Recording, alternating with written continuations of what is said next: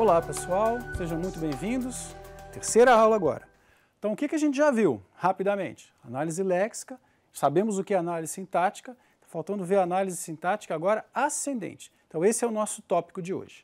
Então o que a gente vai tratar hoje? Falar dessa análise sintática ascendente e nós vamos falar um pouquinho também, a parte final, de que, novamente, existem geradores de analisadores sintáticos ascendentes automatizados, ok? Então esse é o nosso foco. Lembrando, reveja o que a gente já falou sobre análise sintática antes, para poder tratar e entender isso direito, e análise léxica também, que foi a primeira aula.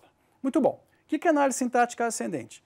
É tratar de forma oposta ao que foi feito na aula anterior. Ou seja, em vez da gente tratar e construir uma árvore sintática de cima para baixo, nós vamos construir de baixo para cima. Então esse é o conceito acompanhando a flechinha aqui. Vocês estão reparando que a gente recebe uma cadeia ID seguido de ID, e o que a gente vai fazer? Nós vamos pegar e tentar construir a árvore sintática. Quem gerou esse ID? Ah, foi um F. Ah, tá ok. E quem gerou o F? Ah, quem gerou o F foi o T.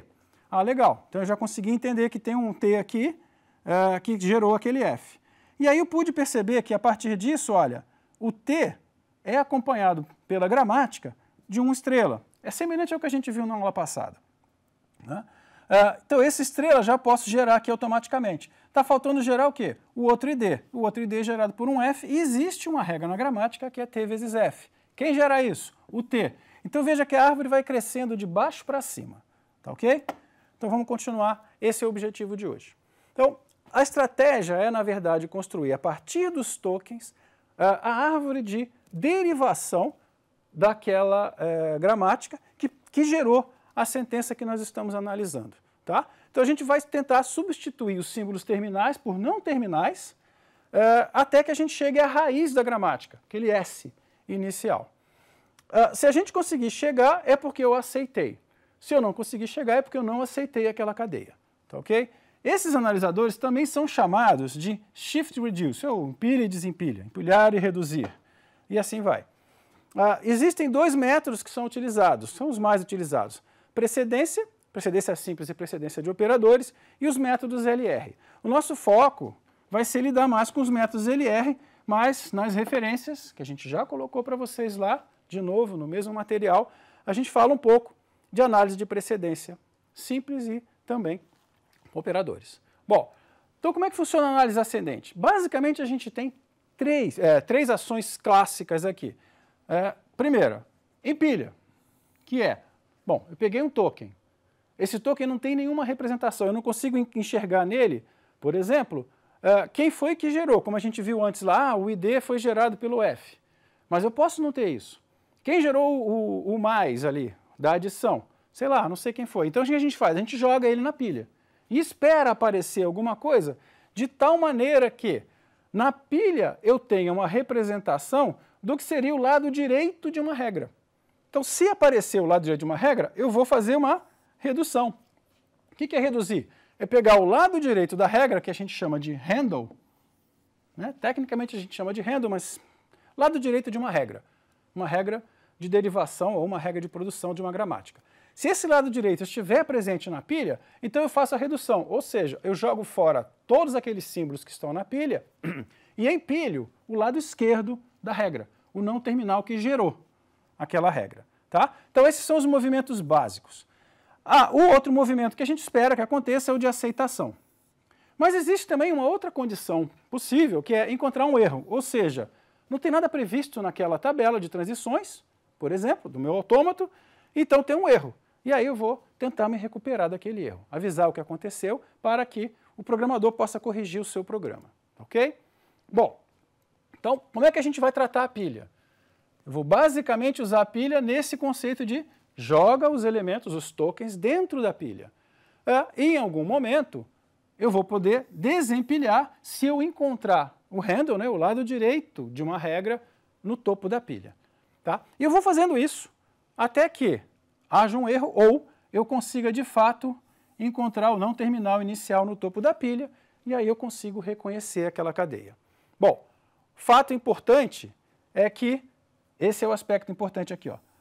Na análise sintática ascendente, o handle, esse elemento que é o lado direito da pilha, ele tende a aparecer no topo da pilha. certo? Ele sempre vai aparecer lá. Não há condição dele aparecer em outra situação. Então é muito simples a gente lidar isso com a pilha. Basta fazer o quê?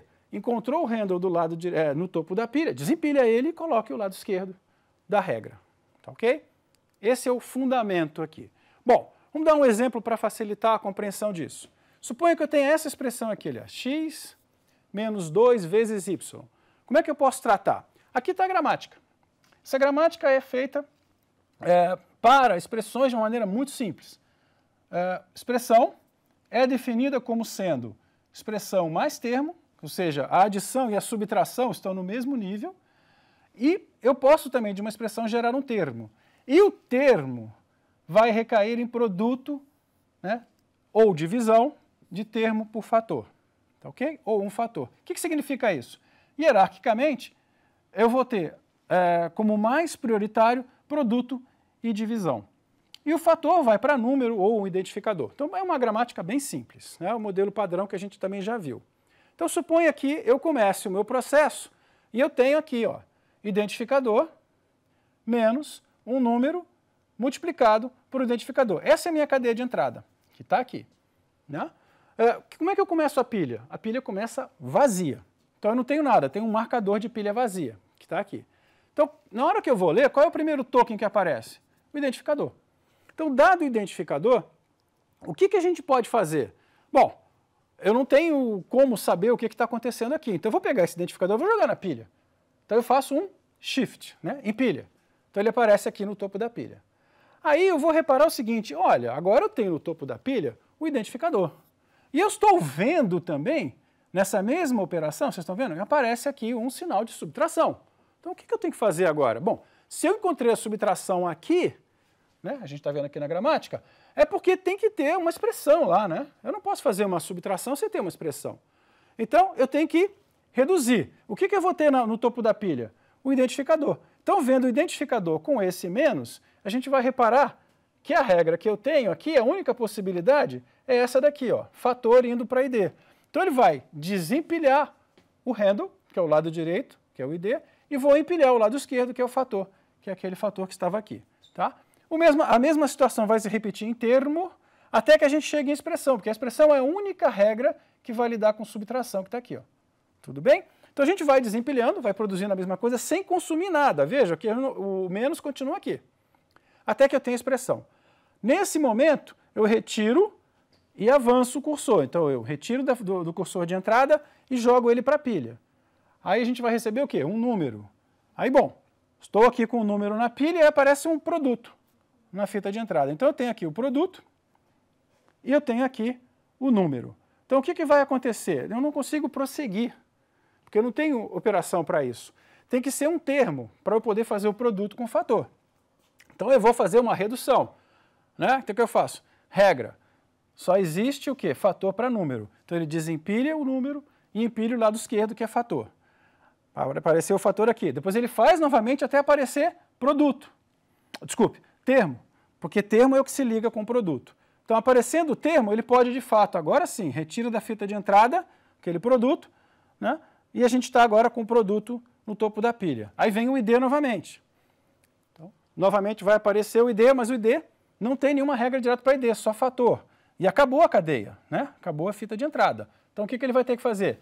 De novo o que a gente fez antes, redução, fator para ID, por isso que aparece o fator aqui, e depois a gente faz uma nova redução para termo. Agora eu vou ter produto de termo com termo, né? Quer dizer, redução para termo não, redução para fator, depois eu vou fazer o produto de termo por fator, está aqui a regra. Então, como eu tenho o handle do lado direito da regra, aqui na pilha, que é termo vezes fator, eu vou desempilhar termo vezes fator e vou empilhar termo novamente, que é essa regra que está aqui, ó. Tá? Essa regra que está aqui. Então, o que vai acontecer agora? Eu vou ter expressão menos termo, que é novamente uma regra válida. Está aqui, ó. É a regra 3. Tá? É a regra 3 que eu estou vendo aqui. Expressão menos termo é reduzido novamente. Lado direito da regra está na pilha, no topo, a expressão menos termo. Eu desempilho isso e empilho a expressão. E a expressão é o quê? É a base para eu voltar para o não terminal inicial, que é esse goal que está aqui. Então eu posso reduzir de expressão para goal e acabou. Eu reconheci isso como sendo um elemento válido. Essa é a base, então, do método redutivo. Tá? Quais são os modelos que a gente vai... quais são desses modelos os que a gente vai utilizar aqui? São os analisadores LR. Tá, ok? Bom, então esses analisadores, eles são bastante eficientes, né, são bastante usados. Existem métodos automatizados para a geração desses analisadores, né, e a gente vai reconhecer praticamente todas essas linguagens de programação, que são definidas por linguagens programáticas livres de contexto em linguagem de programação, não genéricas, né? Bom, avançando aqui mais um pouquinho, a gente vai ver, por exemplo, esse é o modelo que o IAC gera, automático, né? É o LALR. São bastante eficientes também. O modelo canônico, padrão, ele é um pouco mais abrangente, mas não é tão eficiente, não é tão rápido. E existe o Simple LR, que está aqui, ó, que são bem mais fáceis de implementar, mas mais restritivos, né? Então, eu vou usar linguagens, representações sintáticas mais restritivas, tá ok? Bom, a gente vai começar a tratar do SLR e vamos tentar entender como é que funciona isso. Então está aqui, o que é um analisador LR? Basicamente é um analisador, como a gente viu da outra vez também, tem que ter uma pilha e tem que ter a minha fita de entrada. E a análise é conduzida por uma tabela, que aqui está. Então o analisador LR, ele vai ter um estado, e o estado está sempre no topo da pilha. Então, em vez de ter um elemento estado separado aqui fora, não tem estado aqui. O estado está no topo da pilha. E o resto da pilha, tá vendo? Toda vez que eu usar um X aqui é um símbolo, que pode ser um token, como pode ser um não terminal. Tá? Mesmo conceito aqui. E a gente começa sempre de um estado inicial e a partir daí nós vamos empilhando e fazendo reduções. Esse é o conceito. Então, XI é um símbolo da gramática, que pode ser um token, e o EI é um estado. Tá? E aqui é a mesma gramática que nós vimos antes, só que o não terminal inicial em vez de go é E mesmo. Ok? Então o que acontece aqui? Aquela tabela de transições agora é dividida em duas partes. Uma parte de ação e uma parte de transição. Então para a gente entender o conceito. Os estados estão representados aqui à esquerda, são aqueles elementos que estão sempre no topo da pilha. E no estado zero, o que está indicando aqui? Olha, se você estiver vendo um ID na fita de entrada, empilha esse ID, joga no topo da pilha, e troque para o estado 5. Então, o que ele vai fazer? Ele vai empilhar o ID e vai empilhar o estado 5, que é o estado corrente dele agora. Tá? Então, cada vez que a gente empilhar, tem também a colocação do novo estado no topo da pilha. E aí, o que acontece? Essa tabela de ação, que está aqui, ela funciona para cada um dos tokens previstos. Quais são na nossa gramática? O identificador, a adição, o produto, abre parênteses, fecha parênteses, e o end of file. O final de arquivo aqui, tá, ok? E para que serve essa transição? Quando nós fizermos esse tipo de ação que está aqui, ó, redução. Redução quer fazer o quê? Elimina o handle que está no topo da pilha, e a partir dessa redução, quer dizer, a partir da eliminação do handle que está do lado direito da pilha, eu empilho o lado esquerdo, tá? Mas eu vou ter um problema aqui. Qual é o problema? Bom, então vamos lá. Redução pela regra 2, esse 2 está aqui é a regra. Então a gente viu que as regras são numeradas, a gente vai voltar a esse exemplo depois. O que significa isso? Bom, eu vou encontrar o lado direito da regra 2 na pilha, eu vou ter que desempilhar esses elementos. Só que eu vou desempilhar o dobro. Por quê? Para cada símbolo que eu empilhei, eu acrescentei um estado. Tá, ok? Então eu desempilho o dobro da quantidade de elementos. E aí que eu desempilhar isso, vai aparecer um estado no topo da pilha. Esse estado como base, eu vou fazer o quê? Bom, olhando esse estado como base, e eu vou olhar também qual é o não terminal que vou fazer. Quer dizer, quando eu fiz a redução, eu empilhei também um novo não terminal. Então eu vejo o estado embaixo da pilha e vejo qual foi o não terminal. Por exemplo, poderia ser F. Então eu veria aqui, ó, estado 0, por exemplo, no topo da pilha aparece F, né? No topo da pilha aparece F, eu vou jogar o F, então isso quer dizer que o meu próximo estado é o estado 3. Então basicamente esse é o funcionamento disso. Ou seja, que é o que a gente vai escrever aqui, ó. Eu posso empilhar, em que eu vou, nessa ação de empilhar, eu vou jogar o símbolo que eu estou vendo, o token que eu estou vendo, e o novo endereço, o novo estado que eu vou me encontrar. Okay? Reduzir, eu encontrei o handle, então eu vou ter uma produção que o não terminal A gerou aquele handle do lado direito, que é o beta, eu vou desempilhar o dobro de símbolos que eu tenho em beta, tá? E vou empilhar novamente o A, né? O A com um EY. O que é o EY? É o próximo estado. E esse próximo estado é dado pelo estado anterior, quando eu desempilhei todos os dois R elementos, seguido do Azinho na minha tabela de transição. Esse é o novo estado que eu vou ver. Tá? Aceitar quer dizer que eu reconheci de fato aquilo como uma cadeia válida, e erro são todas as outras não marcadas, são erros. Tá? Avançando aqui um pouquinho, aqui está um exemplo. Estou no estado 0, estou vendo ID, pegou o ID, ele joga na pilha, está vendo aqui, ó, empilha ID e 5, depois ele vê, a minha pilha ficou, com o topo da pilha ficou 5, que é o novo estado, estou vendo um produto aqui. Então o que eu vou ter que fazer? Uma redução, a redução pela regra 6, que é F vai em ID. Então ele vai desempilhar 2, quer dizer, o 5 e o ID, vai jogar esses dois fora, tá? Vai jogar ele fora, e vai ficar com o estado base 0. Só que o meu lado esquerdo da minha regra é F. Então ele vai ver, 0 com F vai para onde? Para aquele estado 3 que a gente tinha visto antes, no slide anterior. Então ele vai empilhar F e 3. Tá? 3 agora é o estado que eu vou dar sequência ao processo. Tá? Bom, então, como é que a gente faz para construir essa tabela? Vocês viram que a tabela é fundamental para poder gerar e analisar os tokens que a gente vai recebendo. Então o que eu vou ter que fazer? Eu vou construir essa tabela a partir de um método que a gente vai chamar de encontrar os itens ou os conjuntos básicos que a gente chama de LR de 0. Né? O que eu vou fazer aqui? Eu vou tentar encontrar quais são todas as possibilidades, por isso eu vou usar um cursorzinho que está aqui, que a gente normalmente chama de ponto, mas é o cursor de leitura.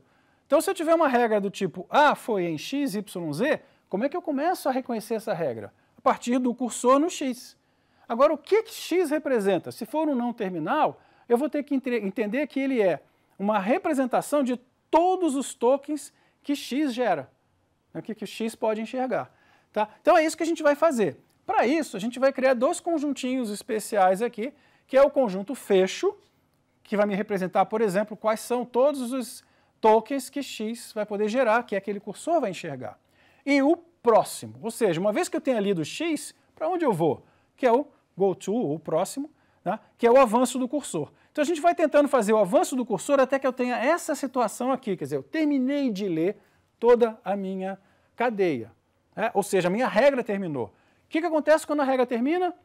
Vocês acertaram, eu reduzo. Então eu vou fazer uma redução. Nesse momento a gente faz uma redução aqui, tá? Então o ponto está indicando o cursor, o avanço do cursor no processo de reconhecimento. Bom, então essas funções, como eu já falei, é o fecho, closure, ou closure, e goTo, que é o avanço. Né? Então aqui eu tenho um exemplo, né? Aqui embaixo. Se eu tenho no meu cursor de leitura apontando para o E, o meu fecho vai me indicar o quê? Agora eu vou acrescentar todas as regras de E. Então se eu estou vendo E' vai para E, vai me aparecer todas as regras de E também. Então E vai em E mais T, E vai em T. Agora apareceu um cursor enxergando T. Então todas as regras de T são acrescentadas. Ficou T vai em T vezes F, T vai em F. Todas as regras de F são apresentadas, e assim sucessivamente até que eu termine. Nesse caso termina porque aqui eu só vou ter tokens. Tá? Parou aqui. Tá? Então aqui é a aplicação de cada uma dessas regras. Tá? Então o que a gente faz é, a gente acrescenta um item inicial, que é esse E' vai em E, com um pontinho ali. Para quê? Para introduzir todas as regras da gramática a partir do não terminal inicial. E aí eu faço o fecho disso. Esse é o meu primeiro item, é o meu estado inicial. E aí eu vou acrescentando, eu avanço do cursor sobre os elementos de E. Então vai aparecer aqui, por exemplo, ó, uma das possibilidades é esse cursor avançar sobre o E. Ou seja, eu recebi, como se eu tivesse recebido um E na cadeia de entrada. E aí o que acontece? Eu vou ter a expressão assim, olha, E' vai em E e o cursorzinho aqui. Tá? É isso que isso vai me simbolizar, que acabou. Então isso aqui vai me representar uma redução, que é o que a gente vai ver aqui. Tá? Mas o avanço se dá dessa forma. Muito bom. Essa função avanço, então, o goTo, ela vai me permitir enxergar quais são os próximos estados, quais são todos os estados que eu vou ter aqui no meu processo. Tá? Então vamos lá. O avanço do cursor, dado aquele meu conjunto I inicial, que é esse aqui, com o E aparece aquela primeira regra que eu tinha mostrado para vocês. E essa é a segunda possibilidade, apareceu o mais. Aí esse é um novo estado, esse é o meu I. Aí eu vou receber, por exemplo, um mais. O que acontece? Eu vou ter o avanço do cursor aqui, meu cursor vai aparecer no T, ou seja, as regras de T têm que ser acrescentadas a esse meu novo estado. Então a gente vai vendo que o estado do reconhecedor vai se modificando, vai avançando a partir do cursor, do avanço do cursor. Aqui tem um algoritmozinho simples para fazer aquilo que a gente fez manualmente. Depois vocês podem acompanhar com cuidado, que é, eu faço isso para todos os itens. Uma vez que eu tenha feito, eu vou reparar que, olha aqui, ó, estado inicial, estado 0. Esse aqui é o estado 1, que é o avanço do cursor sobre o E. Aí depois nós vamos descendo, no estado 2, 3, 4, 9 e assim sucessivamente. Esses conjuntos estão me representando os estados e as possibilidades que nós temos dentro de cada estado usando a mesma regra. Então, eu vou poder agora construir essa tabela, lembrando quais são os avanços dos cursores. Tá? Então está aqui, ó, empilha, ação no estado I com A, empilha o estado J. Aí eu vou criar isso na minha tabela de ação. Na redução, aí já é um outro processo, né? Isso aqui é tudo na tabela de ação, que a gente já viu. Eu vou colocar tudo a partir dos meus estados. A aceitação, em geral, se a gente fizer a sequência sempre do não terminal inicial, vai ser sempre o estado 1, mas pode ser diferente, não faz nenhum problema, tá? Mas eu vou ter aquele problema da redução, né? Então vamos voltar aqui, ó. O que vai acontecer com a redução? A redução é eu cair nessa situação, né? Então o que eu vou ter que fazer? Quando eu caio aqui, o que ocorre? Ocorre a seguinte situação. Olha, eu acabei de reconhecer essa sentença que começou a partir da derivação do A. Então o que vem depois disso? Aí eu vou precisar do follow. Lembra do follow da aula passada? Então está aqui. Eu vou pegar o follow de todos os elementos, né, todos os tokens que seguem o A, e eu vou colocar a redução, né, a redução pela regra de A, que é isso que está aqui. Ó. Então veja esse caso. Acontece de a gente estar vendo mais, vou ter uma redução pela regra 2, que é a regra que é correspondente, porque os terminais do follow, né, daquele A, aqui um empilhamento normal, e novamente toda a redução aqui. Tá? Então todos os terminais do follow, né, no caso aqui, regra 2, cadê? Aqui é o E, é o follow de E, né? Eu vou ter aqueles elementos. Bom, então na minha tabela, eu vou ter uma coisa extremamente eficiente. O topo da pilha tem sempre o estado atual do autômato e os tokens, né, vão me indicando os movimentos que eu vou podendo pegar. Tá? Todas as vezes que eu tiver uma tabela com entrada em branco, são os erros que eu vou ter que tratar posteriormente. Bom, e a gente avançando um pouquinho mais, quais são os diversos geradores? A gente já falou do JavaCC na aula passada, nós temos aqui a NTLR como outro, o Sable, e nós temos também o CUP e etc. Temos vários outros geradores e é isso que a gente pode comentar um pouquinho mais. Olha aqui, ó, o JCup e o JFlex. Lembrando que a gente está usando Java como a nossa linguagem para o desenvolvimento do compilador, não é? Então aqui eu posso usar um JFlex, a partir dessa entrada do JFlex eu tenho um programa em Java, compilo isso, eu posso a partir disso usar o JCup e gerar o meu analisador sintático e obtenho toda essa minha primeira parte gerada aqui. Tá, ok? Então o que aconteceu agora? Bom, nós conseguimos fechar toda a parte de análise. Análise básica. Análise léxica na primeira aula, sintática na segunda e hoje. A partir de agora, a gente vai ter que começar a enxergar o que é que acontece para eu poder fazer uma análise um pouquinho melhor na parte sintática. Ou seja, o que acontece com a minha dependência de contexto. Então, o que é dependência de contexto e onde ela se apresenta? É o que a gente vai tratar na próxima aula. Tá, ok? Então, muito obrigado. Continuem acompanhando, façam os exercícios e até a próxima aula.